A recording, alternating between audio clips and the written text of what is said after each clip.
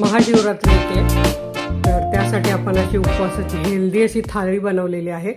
आणि महाशिवरात्र किंवा सोमवारला भगर चालत नाही, तर बिना भगर न वापरता आपण ह्या सगळ्या रेसिपीज बनवलेल्या आहे. तर इथे अशी मऊ मोकळी अशी साबुदाणा खिचडी आहे, रताळ्याचे गोड काप आहे, साबुदाण्याचे आप्पे आहेत, राजगिऱ्याचे खुसखुशीत थालीपीठ आहे, उपवासाची चटणी आहे आणि शेंगदाणा लाडू.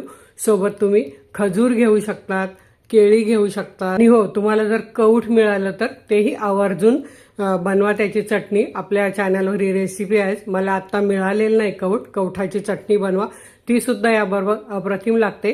तर नमस्कार, मी अनिता केदार रेसिपीज मराठीमध्ये तुमचं मनापासून स्वागत आहे. तर चला आपण ही झटपट बनणारी उपवासाची थाळी बनवूया. रताळ्याचे काप बनवण्यासाठी मी इथे घेतलेत, हे बघा 300 ग्राम रताळी. आणि ही रताळी अशी गोल गोल कापून घ्यायची आहे. 300 ग्रामसाठी इथे मी 150 ग्राम गूळ घेतला आहे. आता चला गॅसकडे जाऊया. अशी गोल गोल कापून घ्यायची, छान स्वच्छ धुवून. आता इथे मी कढईत घेतलं आहे, 1 चमचाभर तूप गरम होऊ देऊया. तूप गरम झाल्यावर आपण ही रताळी घालून घेऊया. आणि रताळी इथे छान अशी मिक्स करून घेतलेली आहेत. सगळ्या रताळ्यांनी तूप लावून घेतले. आता आपल्याला झाकण ठेवायचं आणि 2-3 मिनटं बारीक गॅसवर शिजवून घे. 3 मिनटं झालीत, आपण बघूया. हे बघा, रताळ्याचा रंग पण बदलला आहे, छान सोनेरी रंग झाला आहे. आणि हे बघा तुटलं पण ते, अशी बऱ्यापैकी शिजली आहे. आता यात आपण घालूया काजू बदामाचे काप. हे छान असे अर्धा मिनिट परतून घेऊया. काजू बदाम परतून झाल्यावर आपण हा पाऊण वाटी गूळ घेतला आहे, तो घालून घेऊया. तुम्ही तुमच्या आवडीप्रमाणे कमी जास्त करू शकतात. आणि यात आपल्याला घालायचं आहे चिमूटभर मीठ, याने आणखी याचा गोडवा वाढतो. आता हे छान मिक्स करून घ्यायचं आहे.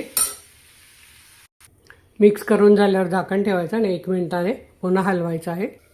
1 मिनिटानंतर बघूया. तर हे बघा, गूळ किती छान वितळलेला आहे. आता आपल्याला हे अजून 2-3 मिनटं हे रताळ गुळात शिजवून घ्यायचे, त्यामुळे छान अशी रताळ्यांची चव येईल. आणि इथे आता 2 मिनटं झालेले आहेत, छान कोड झालेले रताळ्याला. हे अजून थंड झाले की अजून छान होतील. तर हे आता आपल्याला असंच बाजूला ठेवून घ्यायचं आहे. थालीपीठ असो, साबुदाणा आप्पे असो किंवा साबुदाण्याचे वडे असो, आपल्याला काय करायचं आहे, मिरच्या भाजून मग बारीक करायच्या असतात. तर त्यासाठी मी 1 टेबलस्पून तेल टाकलं. आता इथे मी बघा भरपूर अशा मिरच्या तेलात 1 मिनिटं परतून घेते आणि मिक्सरला बारीक करून घेते. 1 मिनिट झालं आहे, या मिरच्या काढून घेऊया आणि थंड करून बारीक करून घेऊया.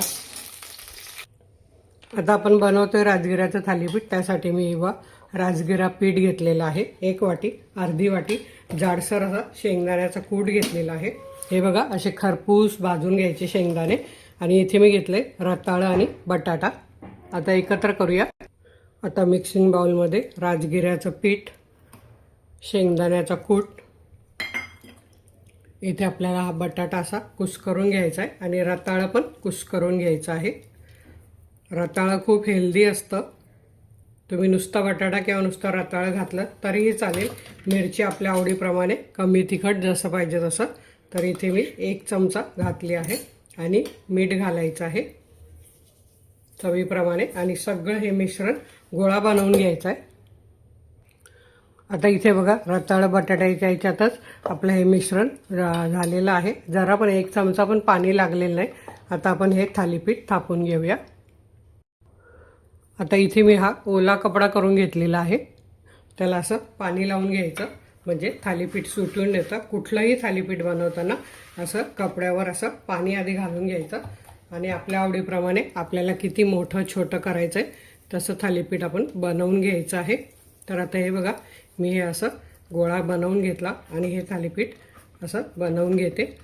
छान असं गोल गोल गोल गोल. राजगिऱ्याचं पीठ असतं, त्याला कस नसतो, तेव्हा आपण हे असं मिळवत पण हे खूप छान लागतं चवीला. आणि यात खूप लोह असतं राजगिऱ्यात, त्यामुळे हे तुम्ही नक्की बनवून घ्या.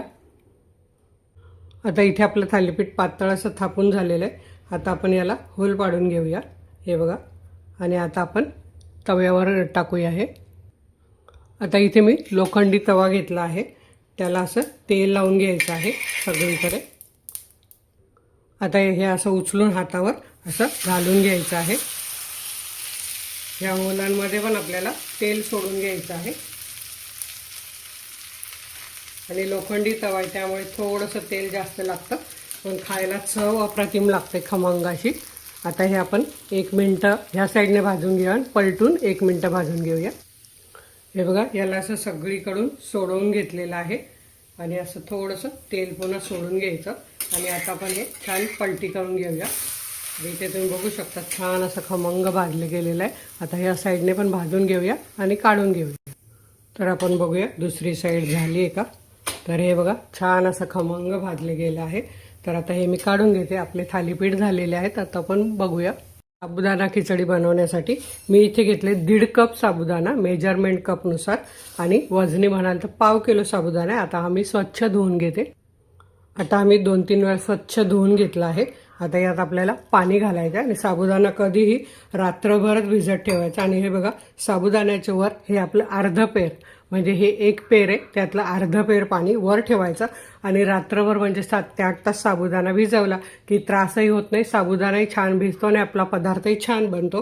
तर यावर झाकण ठेवून आपण दुसऱ्या दिवशी हा साबुदाणा वापरात घेऊ शकतो. तर इथे मी तुम्हाला दाखवते. हा रात्रभर आपला साबुदाणा बघा कसा भिजलेला आहे, एकदम मऊ झालेला आहे. हे बघा असा साबुदाणा झाला पाहिजे. यामुळे खिचडी पण मऊ होते, मोकळी होते आणि छान लागते अगदी खिचडी. आणि किती खाल्ली तरी त्रास होत नाही मेन म्हणजे. आता आपण हे एका मिक्सिंग बाउलमध्ये घेऊया. आता हा साबुदाणा भिजल्यावर जवळजवळ 2.5 वाटी साबुदाणा झालेला आहे. हे बघा. आता यात आपल्याला घालायचं असा हे बघा ओबडधोबड वाटलेला शेंगदाण्याचं कूट. जवळजवळ 1.25 वाटी मी घेतलेला आहे.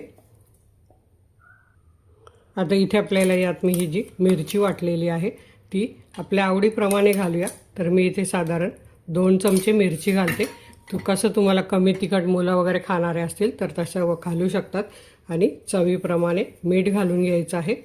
आणि यात मी 1 उकडलेला बटाटा आणि रताळं घालते आहे. तुम्हाला जे आवडेल ते तुम्ही घालू शकतात. आणि हे छान असं याचा गोळा बनवून घ्यायचा आहे. आणि तुम्हाला आवडत असेल तर तुम्ही यात कोथिंबीर, जिरं काय आवडेल ते घालू शकतात. आता इथे याचे तुम्ही साबुदाणा वडेसुद्धा बनवू शकतात, पण आपल्याला कमी तेलकट पाहिजे म्हणून मी आप्पे बनवते आहे. तर हे बघा असे गोल गोल सगळे बनवून घ्यायचे आणि पुढे मी कसे भाजायचे ते दाखवते. आता इथे मी 12 गोल बनवून घेतलेले. आता आपण आप्पे पात्रात भाजून घेऊया. आप्पे पात्र गरम करायला ठेवले, त्यात आपण तेल सोडून घेऊया. साधारण 4-4, 5-5 थेंब असं तेल घालून घ्यायचं आहे आणि असं हलवून घ्यायचं आहे म्हणजे वरपर्यंत तेल लागतं. आता आपण हे जे गोल गोल गोळे बनवून घेतले ते आपण एक एक यात सोडून देऊया. आता यावर आपल्याला झाकण ठेवायचं आहे आणि 1 ते 1.5 मिनिटाने एकदम बारीक गॅसवर भाजून घ्यायचं म्हणजे आतपर्यंत शिजतात. 1-1.5 मिनटं झालाय. आपण बघूया आप्पे आपले खालून कितपत शिजले. तर त्याआधी काय करायचं आहे, इथे वरती असं तेल सोडून घ्यायचं म्हणजे आप्पे आपण पलटी केल्यावर छान असे भाजले जातील. आता आपण हे पलटी करूया. तर हे बघा कसे कुरकुरीत लागत आहेत आणि छान असे भाजले गेलेत. असे आपल्याला गोल गोल फिरवत छान असे हे बघा खूप छान अगदी कुरकुरीत झालेले आहेत. असे मी सगळे पलटून घेते आणि पुन्हा 1 मिनटं भाजून घेते छान झाकण ठेवून. सगळे आप्पे पलटी करून घेतले आणि 1 मिनटानंतर आपण बघूया. आणि झाकण का ठेवायचं म्हणजे आतमधले पण साबुदाणा छान शिजला जातो. 1 मिनिट झालेला आहे आणि इथे तुम्हाला दाखवू का आप्प्यांचा आवाज. हे बघा छान असे कुरकुरीत झालेले आहेत. तर आता गॅस मी बंद करते आणि हे तुम्हाला नंतर दाखवते. साबुदाणा खिचडी बनवण्यासाठी इथे मी साबुदाणे रात्रभर पाण्यात भिजत घातलेले. बऱ्याच व्हिडिओमध्ये मी दाखवलेलं पण आहे. भरपूर पाणी घालून छान भिजत घालायचे 7 ते 8 तास आणि त्यामुळे खिचडी खूप छान होते. तर त्यासाठी आपल्याला इथे शेंगदाण्याचा कूट घ्यायचा आहे. तर पाव किलोला जवळजवळ 150 ग्राम शेंगदाण्याचा कूट घालायचा. त्यामुळे खिचडी अगदी छान होते. म्हणजे साधारण 1.5 वाटी साबुदाणा आहे तर 1 वाटी शेंगदाण्याचा भाजलेला शेंगदाण्याचा कूट आणि चवीप्रमाणे मीठ घालायचं आहे. आणि हे मिश्रण सगळं इथेच आपल्याला मिक्स करून घ्यायचं आहे. अशा पद्धतीने केलेली खिचडी खूपच छान होते. हे बघा. आता आपण जाऊया गॅसकडे. आता इथे कढईत मी 2 चमचे तेल घातलेलं आहे. त्यात आपल्या चवीप्रमाणे आपल्याला किती तिखट पाहिजे तशा मिरच्या घालायच्या आणि मिरच्या छान परतण्यासाठी किंवा तेल उडू नये म्हणून झाकण ठेवायचं बारीक गॅस करून. आता झाकण काढायचं आहे आणि यात आपल्याला घालायची पाव चमचा साखर. साखर घातल्यामुळे खिचडीची चव आणखी अप्रतिम येते. आणि अशी मिक्स करून घ्यायची आणि लगेच आपल्याला आपण हे मिक्स करून घेतलेलं साबुदाणा, शेंगदाणा, मीठ हे छान परतवून घ्यायची आहे. 1 मिनिटभर मीडियम गॅस करायचा आणि अशी छान परतवून घ्यायची खिचडी. अजिबात खिचडीला तेलसुद्धा जास्त नाही घालायचं. तेलकट नाही लागली पाहिजे, पण छान मऊ अशी झाली पाहिजे. आणि त्यासाठी साबुदाणाच भिजलेला चांगला असतो. अगदी काही जण अर्धा तास बोलतात पाण्यात ठेवायचा, मग तो चाळणीत काढायचा. अजिबात ती खिचडी तुम्ही खाऊच शकणार नाही संध्याकाळी. तर ही खिचडी आपण 2 दिवस ठेवली तरी अशीच मऊ राहते.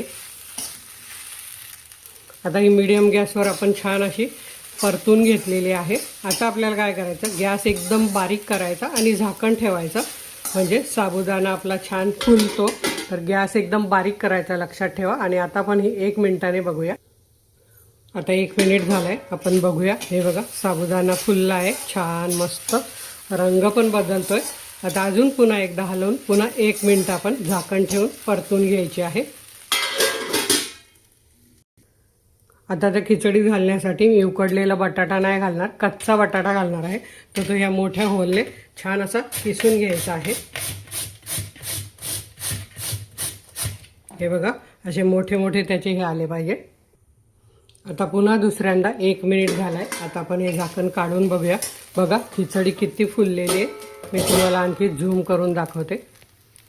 हे बघा किती छान परतली गेलेली आहे, मस्त झालेले, सगळं एकजीव झालेलं आहे.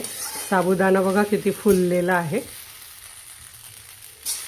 तर आता आपल्याला यात हा बटाटा घालायचा. तुम्हाला उकडलेला घालायचा असेल तर उकडलेला घालू शकतात, किंवा असा घालायचा असेल तर असा घालू शकतात.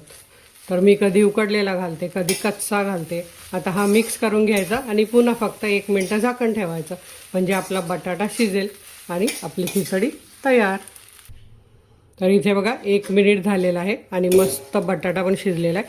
आणि इथे तुम्ही बघू शकतात मस्त मोकळी अशी खिचडी तयार झालेली आहे.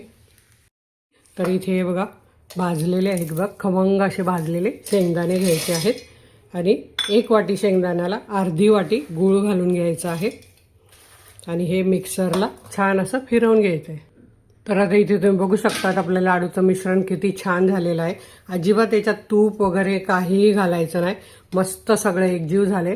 आता याचे फक्त आपल्याला पाहिजे त्या आकाराचे असे गोल गोल लाडू बांधून घ्यायचे. तर हे बघा आपले शेंगदाण्याचे लाडू तयार. आप्यांबरोबर किंवा आपण राजगिऱ्याचे थालीपीठ बनवले त्याच्याबरोबर ओल्या नारळाची चटणी बनवण्यासाठी इथे मी घेतला आहे अर्धी वाटी ओला नारळ, पाव वाटी भाजलेले शेंगदाणे, यात चवीप्रमाणे मीठ घालायचं आहे साधारण अर्धा चमचा. यात मी इथे तेलात भाजून मिरची बारीक करून घेतलेली तीच मी घालणार आहे. इथे माझ्याकडे आंबट गोड आवडते त्यामुळे मी इथे साखर घालते अर्धा चमचा.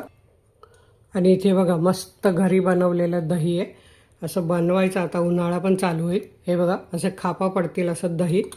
तर आता इथे मी हे मस्त गोडच दही आहे, तर 3 चमचे दही घालते आहे. आणि थोडंसं आपल्याला लागणार आहे पाणी. आणि आता ही चटणी मिक्स करून घ्यायची आणि बारीक करून घ्यायची. यात जर तुम्हाला कोथिंबीर घालायची असेल तर घालू शकतात. तर इथे तुम्ही बघू शकतात आंबट गोड मस्त तिखट अशी आपली उपवासाची चटणी तयार झाली. यावर जर तुम्हाला जिऱ्याची फोडणी द्यायची असेल तर देऊ शकतात, किंवा अशीच पण खाऊ शकतात. कमी तेलकट भगर नसलेली अशी उपवासाची थाळी तयार झालेली आहे. तर तुम्ही हे नक्की करून बघा. व्हिडिओला एक लाईक करा आणि आपल्या मित्रमैत्रिणींना शेअर करायला विसरू नका. तर वेळात वेळ काढून व्हिडिओ बघितल्यावर त्याबद्दल मनापासून धन्यवाद. अशाच माझ्या छान छान रेसिपी बघा, बनवा, खा आणि हेल्दी राहा. धन्यवाद. असतं रोज काय नाश्ता बनवायचा, मुलांना काय द्यायचं, तर आज आपण हेल्दी असे मस्त असे कबाब बनवलेले आहेत. खूप हेल्दी आहे आणि मुलं अगदी आवडीने खातील असे आहेत. तर नमस्कार, मी अनिता केदार रेसिपीज मराठीमध्ये तुमचं मनापासून स्वागत आहे. तर चला आपण हेल्दी असे कबाब बनवूया. आणि हे बघा मुलांच्या आवडीचे मस्त असे चीज घालून बनवलेले आहेत आणि खूप खायला खुसखुशीत छान असे आहे. तर चला बघूया कसे बनवायचे ते.